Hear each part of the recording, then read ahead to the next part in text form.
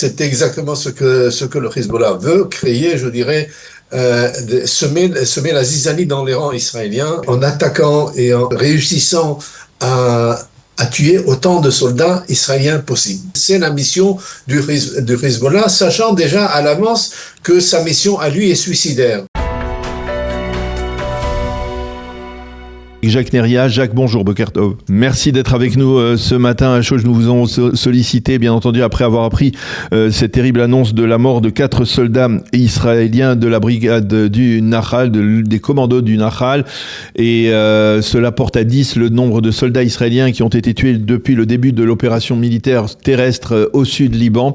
La question que l'on se pose, que beaucoup d'Israéliens se posent, c'est finalement, est-ce que les mesures nécessaires pour prévenir ce genre d'accrochage et bien entendu la mort de ces soldats sont prises et quel est l'objectif des forces de sécurité israéliennes, des forces de Tzahal au sud Liban? Commençons d'abord par l'objectif du Hezbollah. Le Hezbollah, c'est exactement ce que le Hezbollah veut, créer, je dirais, semer la zizanie dans les rangs israéliens je dirais, en attaquant et en réussissant à tuer autant de soldats israéliens possible. C'est la mission du Hezbollah, sachant déjà à l'avance que sa mission à lui est suicidaire. Donc, pour cela, c'est comme Samson oui. qui va emmener avec lui, je dirais, autant d'Israéliens possible. Alors, qu'est-ce que l'on peut faire face à une telle détermination de la part des terroristes ? Voilà. Alors, effectivement, depuis le début des combats avec le Hezbollah a fait infiltrer dans le sud Liban des centaines, peut-être même plus d'1 millier de terroristes du Hezbollah, de l'unité Radwan, donc l'unité d'élite, et qui sont, je dirais, ils sont basés dans la plupart des villages. Et à préparer des embuscades pour les soldats israéliens. Cela, naturellement, on le sait. Malheureusement, il y a toujours l'impondérable. On se prépare, on avance lentement, avec beaucoup de précautions. Mais malheureusement, je dirais, la géographie du sol et le fait que nous combattons dans un milieu, je dirais, urbain, parce que dans la plupart des endroits sont des villages qui sont des maisons toutes simples qui ont été transformées en bastions, en fortifications, des maisons de civils paisibles ont été accaparées par le Hezbollah et transformées en position armée. C'est pour cela donc que l'avance des troupes israéliennes est très mesurée, avec beaucoup de précautions.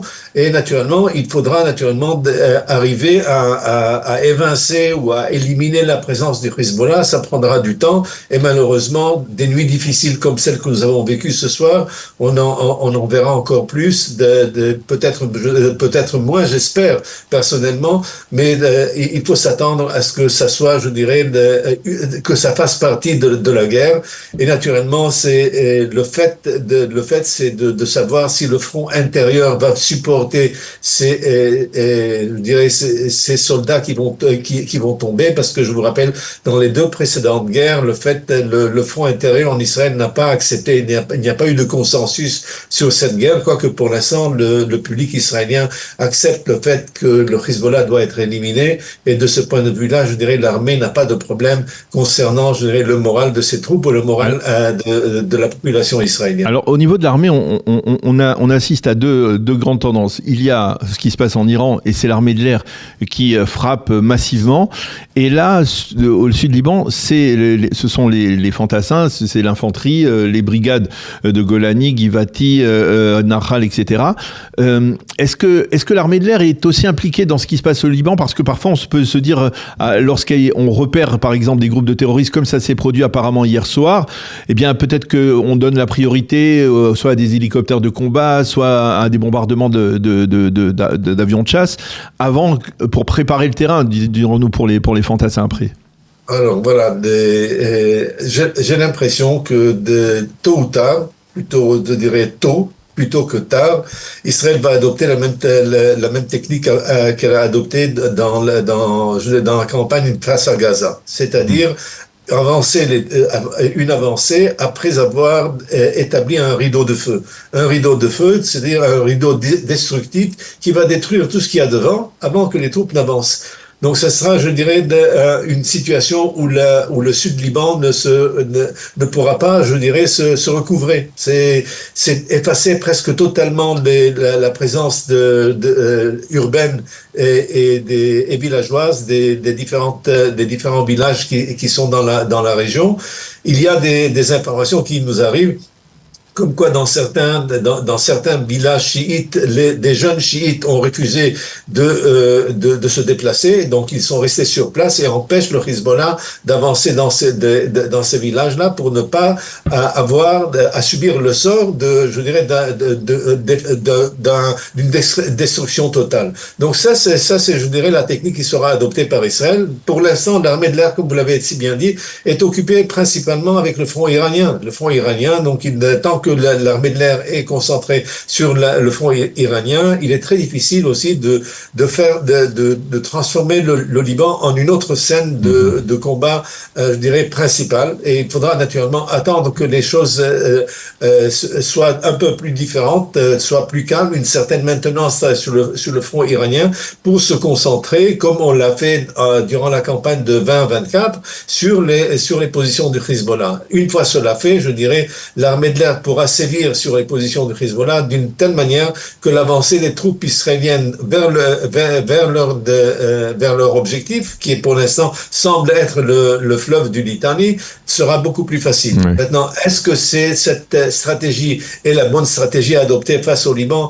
Est-ce que ça va nous assurer le calme et la sécurité des villages frontaliers? J'en doute très fort, puisque la plupart des tirs sur Israël sont tirés à partir de régions du nord du Liban. Est-ce que ça veut dire qu'il faudra tout simplement faire des incursions au-delà du Litani vers le nord, vers les régions chiites, ou bien peut-être arriverons-nous à une situation où ce sont les Syriens qui vont attaquer les Hezbollah par derrière. C'est comme les informations qui nous arrivent dernièrement, comme quoi il y a eu des incidents frontaliers entre l'armée syrienne et les concentrations chiites qui sont gérées par le Hezbollah.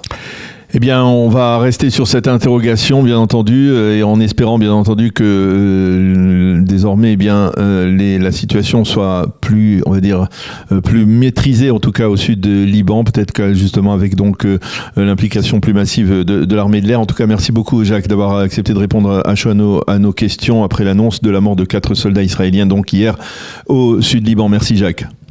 Merci, Daniel.